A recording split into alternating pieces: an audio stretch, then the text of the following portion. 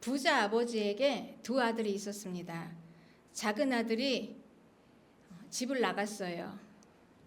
그런데 이 집 나간 아들, 탕자, 이 아들이 다시 아버지 앞에 돌아왔어요. 죽었다가 살아났습니다. 아버지가 얼마나 기뻤겠습니까? 그래서 이 아버지가 이 아들을 위해서 잔치를 벌여요. 큰 잔치를 벌입니다. 춤이 있고 노래가 있고 살찐 송아지가 있고 거대한 잔치를 벌여서 모든 사람들을 다 초대했어요. 그래서 다들 기뻐해요. 그런데 그때 이제 큰아들이 하루 종일 들에서 일을 하고 돌아옵니다. 집 근처 보니까 뭐가 막 소리가 들리는데 저기 무슨 소리지 하고 보니 나중에 알고 보니 이 작은 아들을 위해서 잔치를 벌이는 소리였어요. 그걸 알고 이 지금 큰아들이 그냥 잔치 자리에 들어가지도 않아요. 거부합니다. 동생이 살아서 돌아왔는데 기뻐하지도 않아요. 그러니 이 작은 아들과 큰 아들은 분명히 형제인데 아버지의 아들들인데 지금 가족으로서의 관계가 파기돼 버렸어요. 그래서 큰 아들이 28절에 노하여 들어가고자 하지 아니하거늘 그래요. 노해서. 그런데 이 노했다는 거는 그냥 단순히 어느 정도 그냥 화난 정도가 아니라 아주 막 격렬하게 분노하는 거예요. 격하게 분노하는 것입니다. 격분한다. 그러니 지금 이 아들은 아버지가 이 지금 작은 아들이 돌아온 거를 기쁘게 맞아서 잔치를 벌이는 거를 굉장히 지금 격렬하게 분노를 하는 거예요. 그래서 이 아버지는 또 다시 이 큰아들에게 가서 권한대 그랬죠. 권한다. 이건 계속해서 애원하고 간청하는 것입니다. 작은 아들이 돌아왔을 때 그 작은 아들을 계속해서 기다렸던 그 마음과 큰아들에게 가서 이제 이 잔치 자리로 들어오라 하고 간청하는 이 마음이 같은 마음이에요. 아버지는 같은 마음을 가지고 이 큰아들이 이 작은 아들이 온 걸 기뻐하면서 두 형제가 같이 연합을 해서 아버지 집에서 함께 잘 살기를 원합니다. 이게 아버지의 마음이죠. 그런데 큰아들은 왜 분노할까요? 왜 이렇게 분노할까? 29절에 아버지께 대답하여 이르되 내가 여러 해 아버지를 섬겨 명을 어김이 없거늘 그랬어요. 여기에서 섬겨라는 이 원어의 의미를 알면 더 명확해집니다. 큰아들이 왜 그렇게 분노했는지. 섬겨는 원어로 둘레우오, 즉 종으로 일했다라는 말이에요. 종이다. 그러니 이 큰아들은 열심히 일했어요. 그리고 명을 어김이 없었어요. 그러니까 아버지가 말씀하신 그 말씀, 자기가 해야 할 이 업무나 이 모든 법들, 계명, 명령, 아버지의 명령 하나도 어김없이 성실하게 다 수행했는데 그거를 무엇으로요? 종으로. 내가 종이 되어서 그걸 한 거예요. 그러니까 아들로서 한 게 아니라 종으로 한 것입니다. 그러니 그냥 대가를 받고 일하는 종. 아들의 관계가 아니라 주인과 종의 관계로 이렇게 했어요. 그렇습니다. 그러니 나는 아버지 아들이라는 이 관계였으면 나는 그 집안의 주인이라는 마음으로 일을 했을 텐데 나는 아버지의 종이라, 나는 대가를 받고 일하는 종이라 생각하니 나는 주인이 아니라 종이에요. 그러니 얼마나 두렵고 얼마나 압박과 얼마나 힘들고 그랬겠습니까? 사람과 사람 사이의 관계가 빠지면 이게 거래가 돼버립니다. 그래서 이제 이런 말이 나오는 것입니다. 29절에 내게는 염소 새끼라도 주어 나와 내 벗으로 즐기게 하신 일이 없더니 아버지의 살림을 창녀들과 함께 삼켜버린 이 아들이 돌아오매 이를 위하여 살찐 송아지를 잡으셨나이다. 이제 이 말이 나오는 거예요. 얼마나 철저하게 계산만으로 이루어진 관계입니까? 아버지와 아들이라는 이 가족이라는 이 끈끈한 관계가 없어지면 이제 거래가 되니 이제 계산만 나와요. 철저하게 환산해요, 다. 그러니 아들의 말이 계산만 하면 계산상으로는 틀리지 않죠. 나는 열심히 일을 했는데 왜 일한 나는 이렇게 염소 새끼 하나도 안 주면서 저렇게 탕자로 실컷 놀고 돌아온 아들은 이렇게 잔치를 해줍니까? 이건 관계가 빠져서 그래요. 거래로 보면 정확하게 계산만 하니까, 계산만 하면 이렇게 이런 결론이 나옵니다.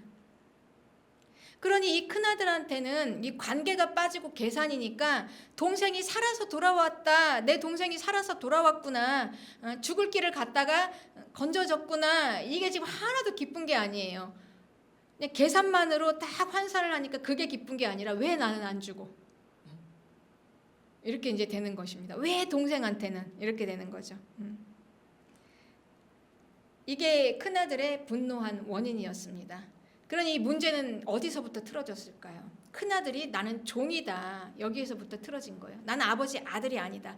그러니 아버지와 아들과의 이 관계가 벌써 딱 틀어져 버리니 나는 그 집의 주인이 아니라 종이다. 그러니 당연히 동생하고도 관계가 틀어지는 것입니다. 아버지와의 관계가 삐뚤어지니까 이제 동생과의 관계도 틀어져서 완전히 모든 관계가 다 파기가 된 거예요.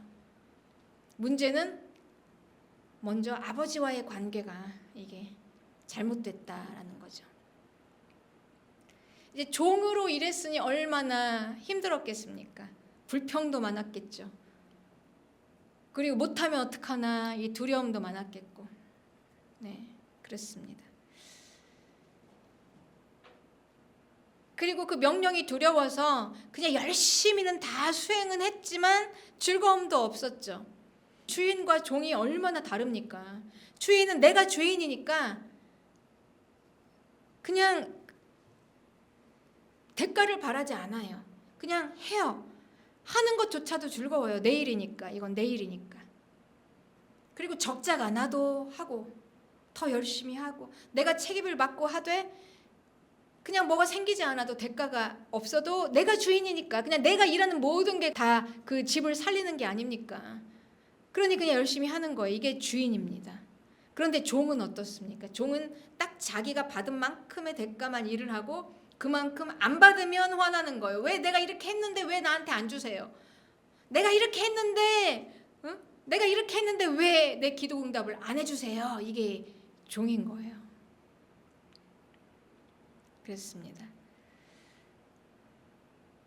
내가 하나님을 아버지라고 부르는데 과연 나는 아들입니까? 아니면 종입니까? 내가 예수님을 믿는 게 아들로 믿을까요? 내가 예수님을 종으로 믿고 있습니까? 예, 그렇습니다. 내가 아들이면 천국은 나의 집이에요. 내가 천국의 주인입니다. 그러니 내가 주를 위해 하는 모든 일들은 그냥 내 일이에요, 이게. 그렇습니다. 뭐 헌신하면서 대가 없어도 그냥 내 일이니까. 그냥 내가 하면 할수록 그냥 내 집이 세워지는 거잖아요. 뭘 바라지 않아도. 뭐 아무것도 생기는 게 없어도 그냥 대가를 바라지 않아도 내가 하는 모든 것들이 다 우리 집을 세우는 거예요. 내 집을 세우는 거. 주인은 그렇습니다. 그래서 주인은 대가가 없어도 열심히 해요. 종보다 더 열심히 해요.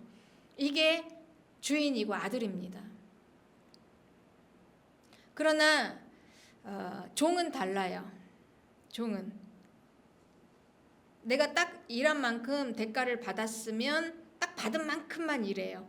그리고 내가 일한 만큼 안 주면 분노하고 화납니다. 왜냐하면 내가 아무리 일해도 그건 나와 관계 없으니까 그 집은. 내가 주인이 아닌데 주인 좋은 일만 생기지 나하고는 관계 없으니 이렇게 되는 것입니다. 여러분, 그런데 우리는 하나님을 아버지라고 부르고 있어요. 하나님의 종이 아니라 하나님의 아들인 것을 믿으시기를 축복합니다. 우리는 하나님의 아들이에요. 그래요. 그래서 이제 아버지는 그 말을 듣고 먼저 이 큰아들에게 먼저 이제 제대로 아버지와의 관계부터 제대로 바로 잡을 수 있도록 이제 말씀하십니다. 31절에 아버지가 이르되 너는 항상 나와 함께 있으니 내 것이 다 내 것이다 그랬죠. 내 것이 다 네 거 아니냐. 네 거가 따로가 아니라 그냥 내 것이 다 네 것이다. 여러분, 주인은 이렇습니다. 아들은 이래요. 이 말은 아버지께서 큰아들에게 너는 종이 아니라 아들이야 라고 말씀하시는 겁니다. 넌 아들이야. 그러니 내 것이 다 네 것이지. 그렇습니다. 그러니 먼저 이 큰아들은 아버지와 자기와의 이 관계가 무엇인지를 정확하게 바르게 먼저 딱 제대로 딱 잡아놓고 시작을 해야 이제 제대로 되는 것입니다. 큰아들은 종이 아니에요. 그러니까 자기 존재를 지금 망각했어요. 나는 종이다. 아들인데 나는 종이다. 그랬습니다.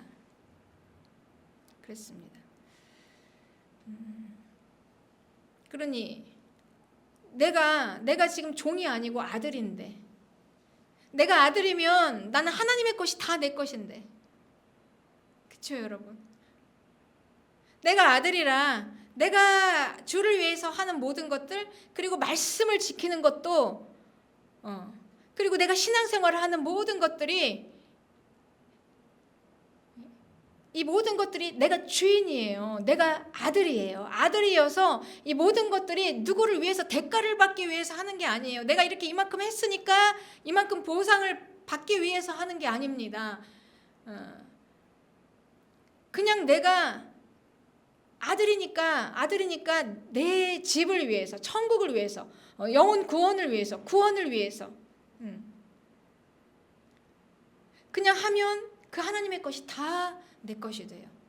그래서 말씀을 지키는 게 종으로 지키면 종에게 착취당해서 억압당하면서 내가 그냥 노예로, 그냥 말씀의 노예로 돼가지고 막 두려워서 벌벌 떨면서 지키는 게 아니에요 여러분. 아들은요 그냥 아들이니까 하는 거예요. 아들이기 때문에, 그 집안의 가업을 이어받은 아들이기 때문에 그 집안의 규칙을 준수하는 것입니다. 이렇게 주인이 되어서 말씀을 지키는 거예요. 그렇습니다. 종이 아니라 아들이 되시기를 축복합니다. 여러분, 오늘부터 내 존재감을 다시 세워야 돼요. 아버지와 나와의 관계를 다시 잘 명확하게 설정해야 합니다. 내 존재를 잊어버리면 안 돼요. 나는 지금 종으로 끌려온 게 아닙니다, 여러분. 종이었던 나를 아버지가 자기 아들을 찾아내가지고 여기저기 둘러서 찾아내서, 겨우 찾아내서 아들로서 다 해가지고 데려다 놓은 거예요. 아들이에요. 그러니까 우리가 아들이라는 것은 우리는 천국의 주인이에요, 여러분. 구원의 일, 나의 신앙생활, 내가 예수님 믿는 거, 이건 종으로 남의 것이 아니라, 남의 것을 해주는 것도 아니고, 그리고 내가 대가를 받는 게 아니라, 이거는 내 일을 하는 거예요, 내 일. 누가 하라 마라가 아닌 거예요. 이거는 그건 다 내 건데, 내 구원을 위해서, 내 천국을 위해서, 내 영원한 나의 집을 위해서. 이렇게 먼저 이제 아버지와 나와의 관계를 바르게 먼저 설정을 하고 시작을 해요. 나는 하나님의 자녀입니다. 나는 하나님의 종이 아닙니다. 나는 하나님의 아들입니다. 그래서 천국은 내 집입니다. 내 집. 나는 천국의 주인입니다. 할렐루야. 여기서부터 이제 시작을 해야 합니다. 그러니 지금 이 큰아들은 자기 존재를 상실했어요. 어쩌다 큰아들은 이렇게 됐을까요? 아버지가 이렇게 말씀하세요. 너는 종이 아니라 아들이야. 그래서 32절에 이 내 동생은 죽었다가 살아났으며 내가 잃었다가 다시 얻었기로 우리가 즐거워하고 기뻐하는 것이 마땅하다. 이렇게 말씀하시는 겁니다. 너는 종이 아니고 너는 이 집의 아들이고 이 집의 주인이기 때문에 우리가 기뻐한다 그랬어요. 우리가 함께. 이건 아버지가 기뻐하는 게 아니라 이 작은 아들이, 탕자가, 죄인이 지금 돌아왔잖아요. 아버지 앞으로. 이거를 보면서 내가 즐거워한다 그런 게 아니라 우리가 함께 즐거워한다. 이건 우리 일이야. 우리 일. 그래서 우리가 즐거워하고 기뻐하는 것이 이게 마땅하다. 이건 뭐냐면 아주 당위성, 아주 반드시. 그러니 네가 만약에 아들이라면, 네가 만약에 주인이라면 우리는 이걸 함께 기뻐하는 게 반드시 되어야 한다. 이렇게 말씀하시는 겁니다. 이 반드시 해야 할 자기 권리를 지금 이 큰아들은요, 지금 망각한 거예요. 내가 누구인지를 몰라서. 자기 존재를 잃어버려서 내가 이 집의 주인인데 자기 존재를 망각했어요. 내가 누구인지를, 내 존재감을 잃어버린 거예요. 어쩌다가 이 큰아들이 이렇게 됐을까요? 아들이면은 그 집안의 주인입니다. 그럼 주인이면 그 아버지와 동등한 관계입니다, 여러분. 그러니까 내가 하나님이라는 게 아니라 내가 하나님을 아버지라고 부르면 아버지와 동등한 자리에서 아버지의 모든 것이 다 내 것으로 누릴 수 있는 권한이 있다는 거예요. 이게 아들이에요. 그러니 이 큰아들은 계속해서 내가 주인이니까 주인으로서 그 집을 다 관리해야 되고, 종이 아닌데, 종은 시키는 대로 해가지고 대가만 받고 딱 그냥 임금 받은 만큼만 일하잖아요. 그런데 주인은 적자가 나도 그냥 제일 열심히, 제일 밑바닥에서 제일 남들 안 하는 것까지 다 해요. 주인은. 그게 주인입니다. 그렇게 관리하는 게 주인이에요, 여러분. 교회 앞에 쓰레기가 떨어졌어요. 쓰레기가. 남들은 그냥 지나가요. 종은 자기가 받은 임금만큼 딱 받고 일하고 끝이에요. 시간당 딱 일하고 가면은 떨어지든 쓰레기가 있든 상관 안 해요. 그런데 주인은요, 제일 먼저 가서 다 쓸고 닦는 게 주인입니다. 이게 주인이에요. 우리는 하나님을 아버지라고 부르잖아요. 아버지. 아저씨 이렇게 부릅니까? 아버지 이렇게 부르잖아요, 여러분. 난 하나님의 아들이에요.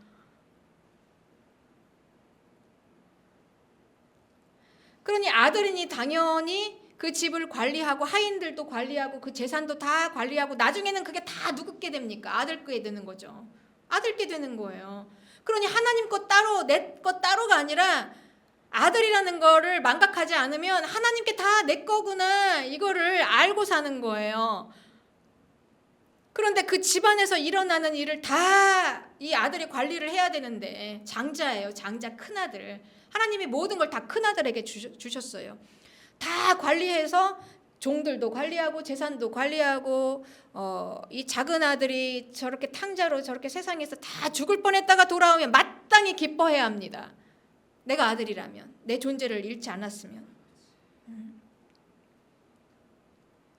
장자라는 거는, 큰아들이라는 거는 대단한 특권이에요. 이스라엘의 장자는 장자에게 모든 걸 다 줬습니다.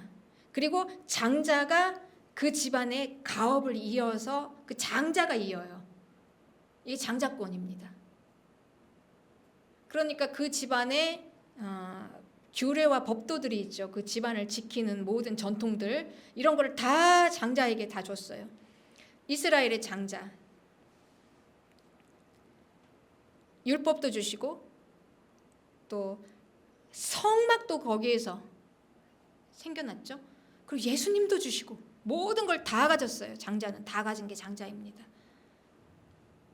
종은 안 줘요. 이거를 아들이니까 주는 것입니다.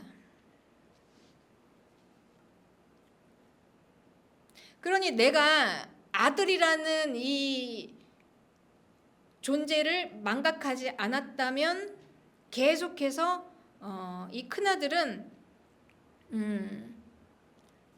자기가 아들로서 딱 자리를 지킨다면 이제 그 아버지와 이 큰아들의 관계가 깨지지 않고 계속 이어져야 됐다는 말이에요.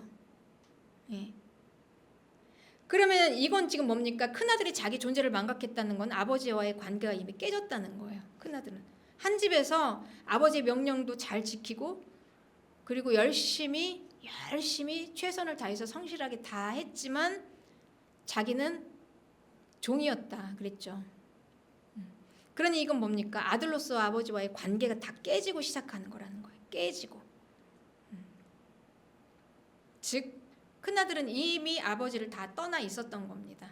그리고 자기는 대가만 바라고 대가성으로 이렇게 아버지를 섬겼던 거죠. 종으로. 그게 이제 드러난 거예요. 그래서 아버지가 너는 아들이다 이렇게 말한 겁니다. 그래요. 그러니까 이 큰아들은 지금 아버지와의 관계가 다 깨져서 아버지하고 분리되어 있어서 열심히 해요. 그렇죠? 열심히 해요. 그냥 아버지 명을 하나도 어긴 게 없었다고 그랬어요. 말씀 다 지키고 아침부터 저녁까지 그냥 한시도 그냥 쉬지 않고 다 했어요. 명령한 건 다 했어요. 말씀도 다 지켰어요.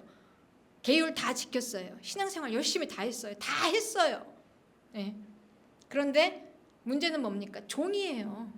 아버지하고 관계없이 했다는 거예요.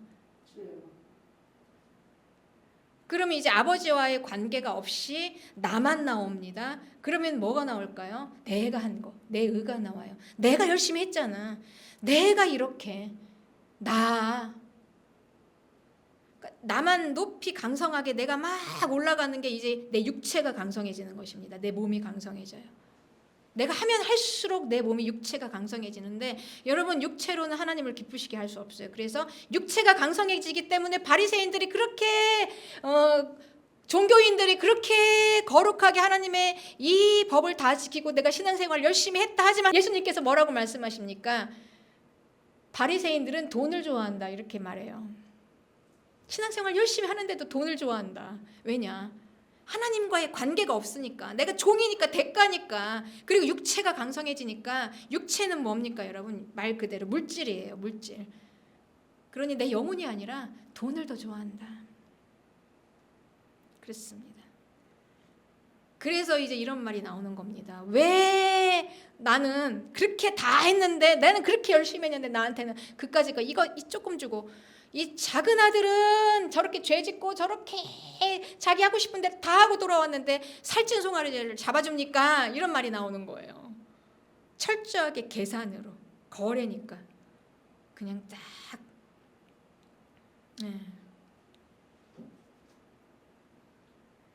그렇습니다. 그러니 계산으로 하면 맞죠. 계산으로 하면 관계가 아니라 우리가 믿음 생활을 계산으로 하면 이렇게 말합니다. 왜 내가 그렇게 지금까지 열심히 이렇게 했는데 왜 이렇게밖에 안 해주고 왜 기도도 응답 안 해주고 왜요? 아들이 아니니까 그래요. 내가 아들이라면 그런 말이 안 나옵니다, 여러분.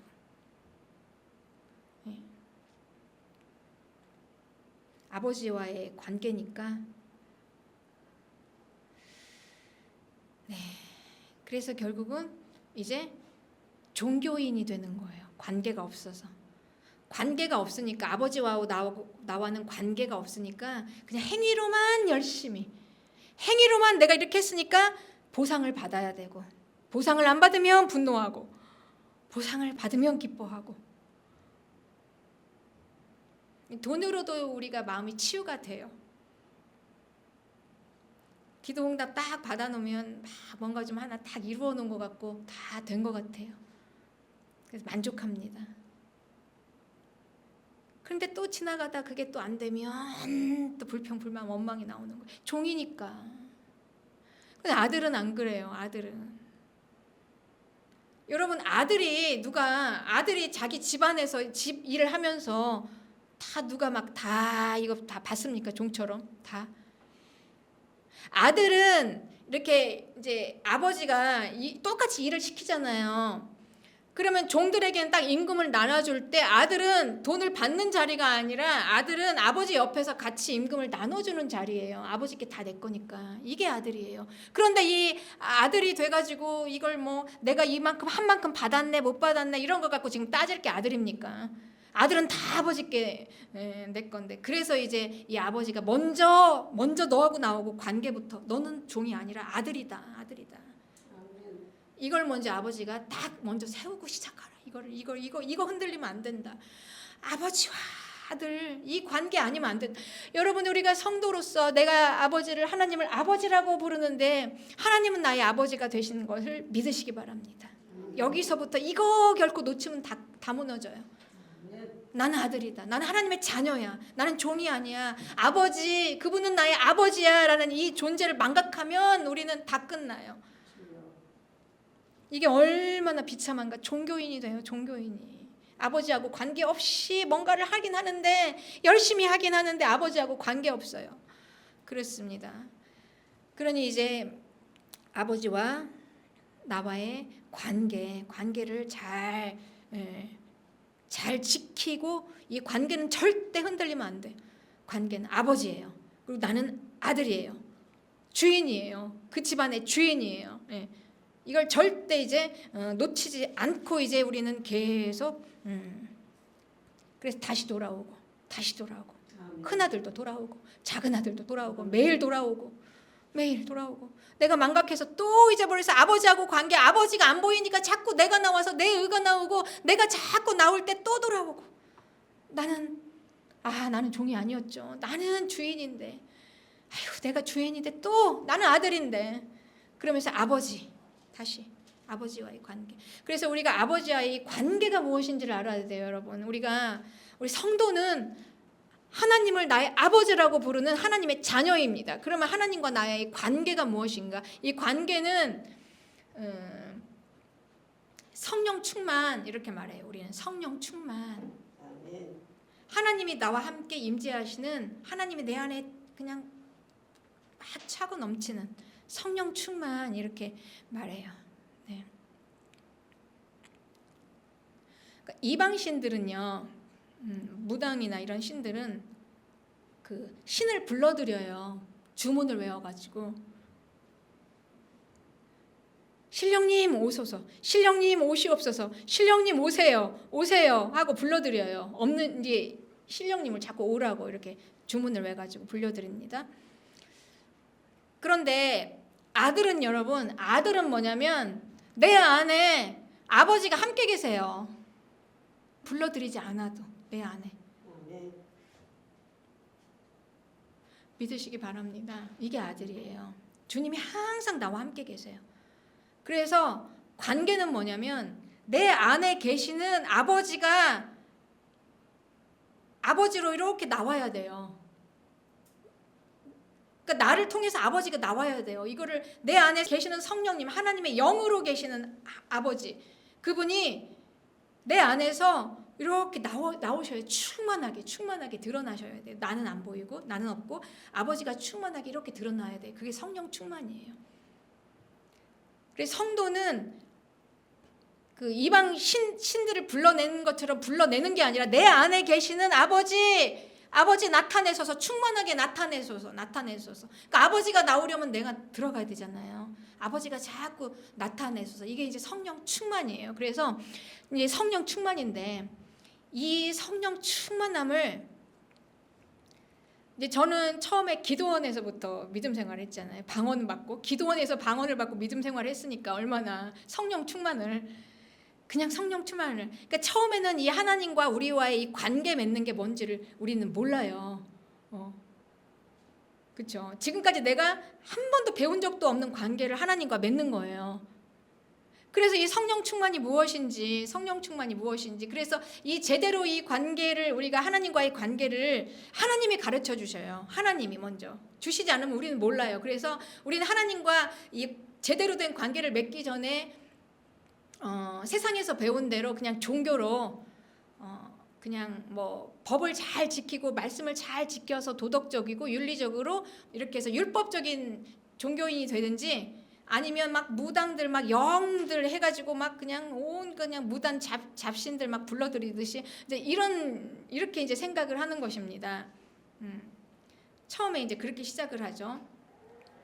그래서 이제 기도원에서 막 이제 막 방언을 받고 시작했으니 이제 우리는 또 뭡니까? 열심히 선이잖아요.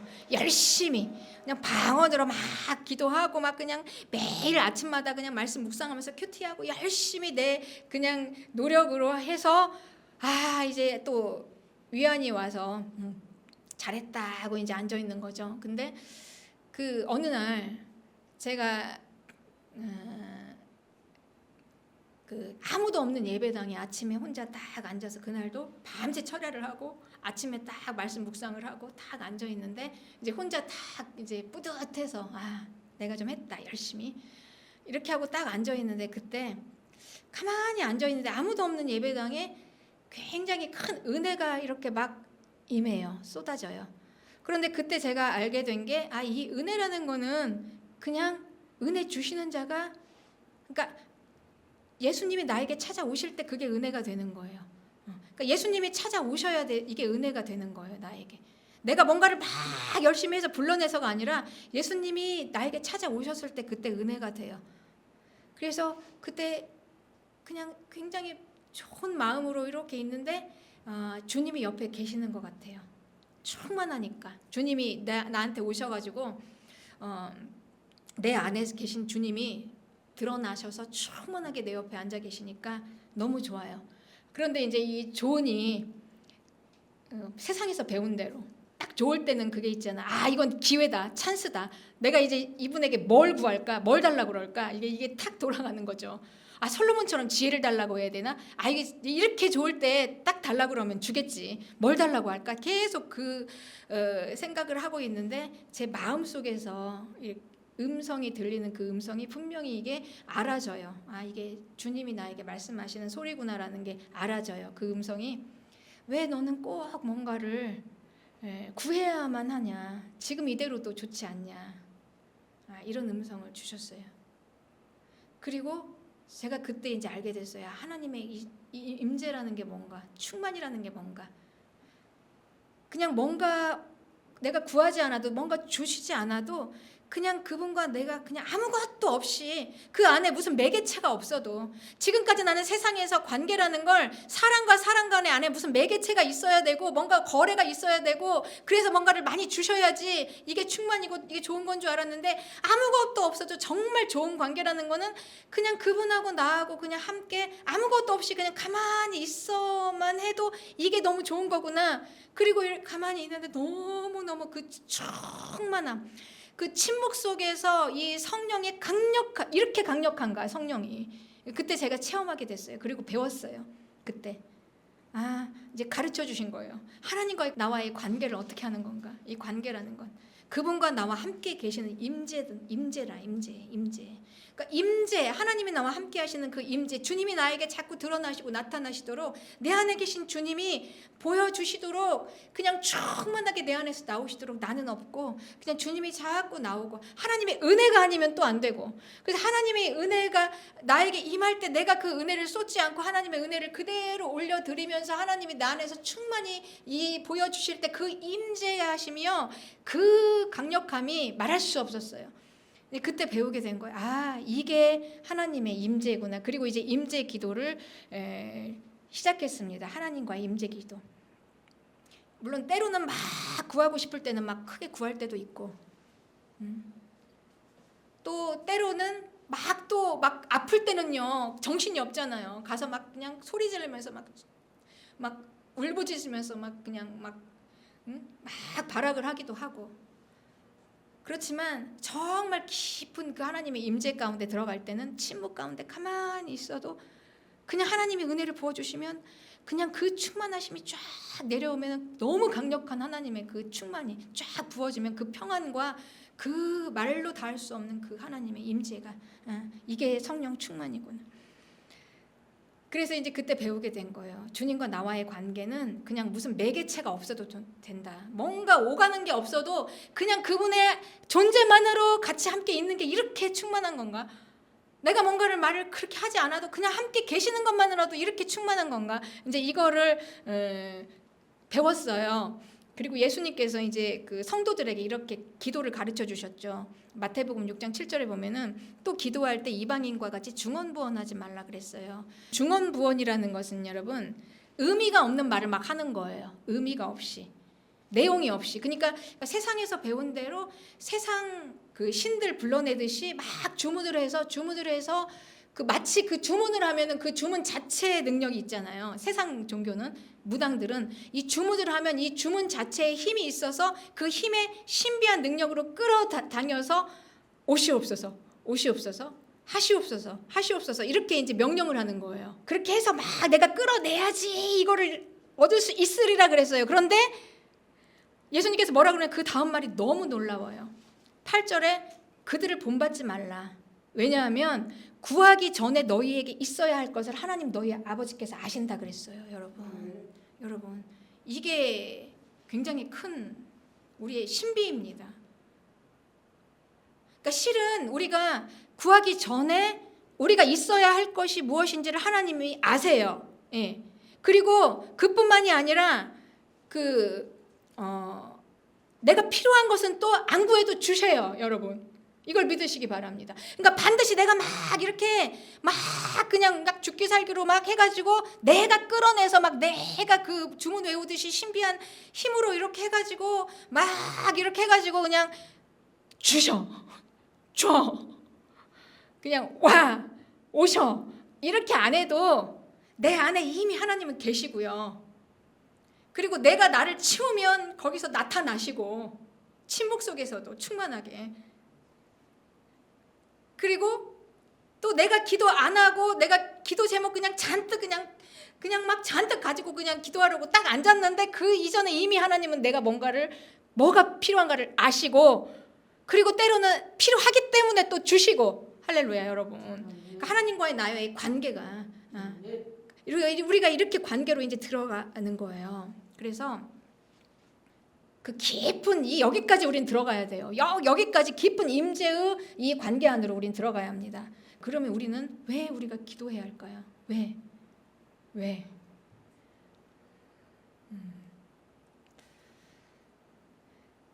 그러니 지금 뭡니까? 우리가 기도하는 건 지금 하나님과 아버지로서 이 관계 안에서 지금 깊은 임재로 들어가면 기도하잖아요. 그러니까 우리가 기도하는 것은 뭔가를 구하기 위해서 하는 기도가 아니라 여러분, 좀 엄밀하게 말하면 그 깊은 하나님의 임재 안에서 그 관계 안에서 들어가는 기도를 하는 거예요. 지금 그렇기 때문에 말을 많이 해야 들어주는 게 아니라 하나님께서는 우리와 깊은 이 관계 안에서 하나님께서 다 아시기 때문에 이제는 우리는 어떤 걸 깨닫게 되냐면 기도를 하면 할수록 하나님과 임재 관계. 그러니 이렇게 아무 의미 없고 내용 없이 그냥 주문 외우듯이 그 중언부언하는 기도가 아니라 대화를 해서 하나님과 깊은 관계 안에서 말을 해서 하나님과 그냥 내 깊은 마음을 그냥 한마디로 주님 내가 너무 힘들어요. 주님 내가 주님의 도움을 받기를 원해요. 그냥 이렇게 말 한마디가 하나님의 그 깊은 관계의 임재 안으로 더 들어갈 수도 있다라는 거죠. 그래서 우리는 이걸 우리가 체험하게 돼요. 기도를 하면 할수록 하나님과 더 가까워져. 기도를 하면 할수록 하나님의 임재 안에 더 들어와요. 여러분 그겁니다. 그러니까 하나님과의 이 관계 안에서 하는 기도는 깊은 관계, 기도를 하면 할수록 기도해서 내 기도 응답이 돼서 내가 원하는 게 이루어지는 게 아니라 기도를 하면 할수록 그분의 임재, 기도를 하면 할수록 더 그분과 더 깊이 들어가, 기도를 하면 할수록 그분이 나와 더 가까워져. 이러면서 어느새 보니까 내가 딱 내 기도가 이루어진 자리에 나만 있는 게 아니라 그분이 같이 계시더라. 여러분 할렐루야. 그러고 보니 내가 어디를 가든지 내가 무엇을 하든지 내가 가는 모든 곳에 그분이 나와 함께 계시더라. 이거를 내가 느끼는 거예요. 그래서 두렵지 않고, 그래서 무섭지 않고, 그래서 불안하지 않고, 그래서 늘 평강 가운데, 평안함 가운데. 그러니 이 말은 그게 아닙니까? 주님은 이미 다 우리의 기도 응답을 다 받으시고 시작하신다. 그래서 우리의 기도는 다 응답된다. 여러분 이걸 믿으시기를 축복합니다. 축복합니다. 여러분 이 임재의 하나님과의 관계 안으로 들어오시기를 축복합니다. 다 주셨어요. 아버지께 내 거잖아요. 내가 원하는 모든 거 다 주셨어요. 그럼에도 불구하고 기도하라 하세요. 기도하면서 이걸 같이 누리자. 내가 기도했더니 내 의로 아버지 없이 큰아들처럼 내 의로 내가 해가지고 구해서 내가 성취한 게 아니라 내가 기도를 했더니 이미 주신 것을 받아서 주님과 함께 내가 같이 함께 기뻐하는구나. 주님 감사합니다. 주님만이 나의 힘이에요. 이런 고백이 여러분 나오지 않겠습니까? 할렐루야. 그렇습니다. 그래서 이 성령 충만함의 이 깊은 임재의 몰입감, 하나님과 나와의 관계, 아버지와 아들로서의 이 깊은 이 관계까지 여러분들 여기까지 들어가시기를 주님의 이름으로 축복합니다. 그래요. 그렇습니다. 그래서 지금 이 탕자의 비유예요. 아주 유명한. 우리는 이 탕자의 비유를 이 구원의 비유로 많이 생각해요. 써요. 그리고 이 탕자의 비유에서는 이 작은 아들이 아버지께 돌아온 그 스토리가 너무 강력하니까 이 탕자를 주인공으로 생각을 해요. 그런데 이 전체적인 이야기의 큰 맥락에서 보면 이 예수님께서 이 비유를 말씀하신 대상은 작은 아들이 아니라 죄인들이 아니라 큰 아들이었어요. 그 바리새인들에게 이 말씀을 하신 거였습니다. 예수님이 세리 죄인 창녀들하고 같이 막 교제하고 밥 먹고 하니까 이 종교 지도자들 바리새인들이 막 비난을 해요. 저 예수는 저 죄인들이랑 같이 밥을 먹는다 이렇게 비난을 할 때 그 자리에서 예수님께서 이 말씀을 하신 거예요. 그러니 종교인들에게 하신 거예요. 이 말씀을. 네, 하나님의 뜻을 전한 거예요. 누가복음 15장 1절에 모든 세리와 죄인들이 예수님의 말씀을 들으러 가까이 나오니 그랬어요. 모든 죄인들이 다 예수님께 몰려 들어와요. 이렇게 시작이 됐습니다. 그거를 이제 비난하는 거예요. 그래서 바리새인들한테 얘기했어요. 그래서 예수님께서는 그 왜 저들이 이렇게 나에게 나오는 줄 아느냐, 왜 죄인들이 몰려오는 줄 아느냐, 그러면서 탕자의 비유를 하는 거예요. 이제는 하나님 나라의 복음이다. 그래서 예수님께서 말씀하신 게 누가복음 16장 16절에 율법과 선지자는 요한의 때까지요 그 후부터는 하나님 나라의 복음이 전파되어 사람마다 그리로 침입한다 그랬어요. 나는 이제 하나님 나라의 복음을 선포한다. 이렇게 예수님께서 가르쳐 주신 것입니다. 그 하나님 나라의 복음이라는 게 어떤 거냐? 저들이 저렇게 다 나에게 몰려오지 않냐? 저 죄인들이. 그러면서 탕자의 비유를 말씀해 주셨습니다. 이제 하나님 나라의 복음이라는 건 무엇인지, 하나님 나라의 복음이 얼마나 강력한지.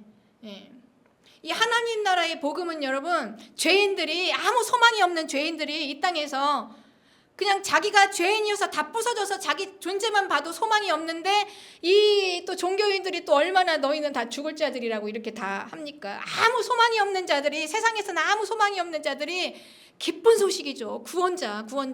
내 죄가 용서받을 수 있다. 내가 살아날 수 있다. 내가 여기서 건져질 수 있다. 이게 하나님 나라의 복음이에요. 그러니 죄인들이 얼마나 몰려오겠습니까? 내가 구원의 길이 열렸는데, 내가 용서받을 길이 열렸는데, 이제 내가 새로운 삶을 살 수 있는 길이 열렸는데, 이제 평생 이 인생은 그냥 이걸로 끝인가 보다. 그냥 내 인생은 그냥 이게 다 끝인가 보다. 더 뭐 좋은 게 나올 게 있겠냐. 다 자포자기한 인생이 이제 복음이 선포됐어요. 하나님 나라의 복음이. 언제든지 너 다시 네 인생 바꿀 수 있어. 새롭게 될 수 있어. 예수님만 믿어봐. 바리새인들처럼 될 수 있어. 거룩한 자들이 될 수 있어. 그러니 그냥 그 하나님 나라의 복음을 듣고 그냥 이들이 굉장히 역동적으로, 그래서 이 복음은요 굉장히 열정적으로, 그래서 이 복음은 가만히 있을 수가 없어요. 아니 내가 지금 살아나게 됐다는데, 죽은 내가 살 길이 열렸다는데 어떻게 가만히 있어요? 그러니까 막 뚫고 들어오는 거예요. 막 하나님 나라로, 천국으로 침입하면서 막 뚫고 들어오는 거예요. 역동적으로. 이걸 어떻게 놓쳐요? 한번 잡으면 못 놓아요. 이게 작은 아들이에요. 내가 받은 복음 나 결코 놓칠 수 없어. 그러면서 지키는 것입니다. 이게 하나님 나라의 복음이다. 그렇다. 율법과 선지자는, 그런데 하나님이, 그래서 이제 율법과 선지자를 맡고 있는 큰아들에게 이거를 말하는 거예요. 율법과 선지자는 하나님이 큰아들에게 주셨어요. 장자들에게 이미 먼저 주셨다. 왜냐? 율법과 선지자의 모든 이 하나님의 것을 다 가지고 너희들은 바탕을 준비하고 기다리고 있어라. 죄인들이 이제 몰려온다.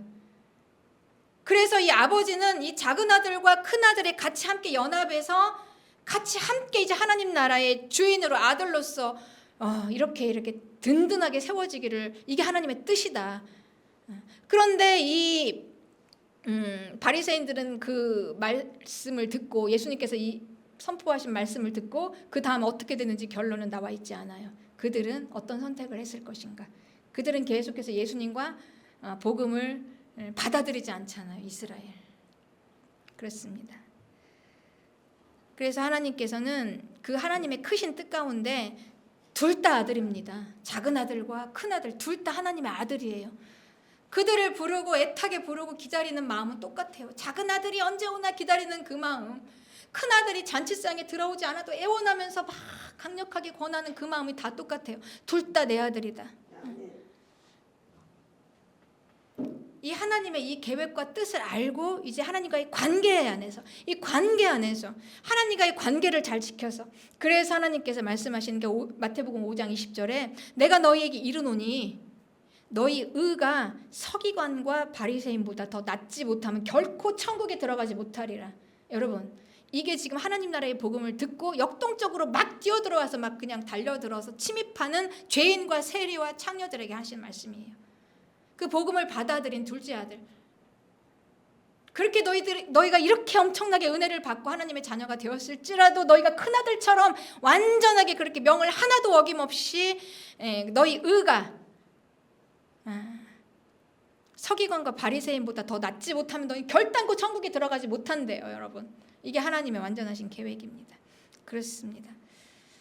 네, 성도는 하나님의 아들입니다. 종이 아닙니다. 여러분, 저와 여러분은 하나님의 아들이에요. 종이 아닙니다. 네. 아버지에게 날마다 돌아와요. 날마다 돌아와서 이 내가 아들이라는 이 관계를, 이 존재를 망각하지 마시고 잃어버리지 마시고 이 아들의 관계를 지키는 우리 교회와 굿TV 시청자 여러분들이 되시기를 주님의 이름으로 축복합니다. 아멘.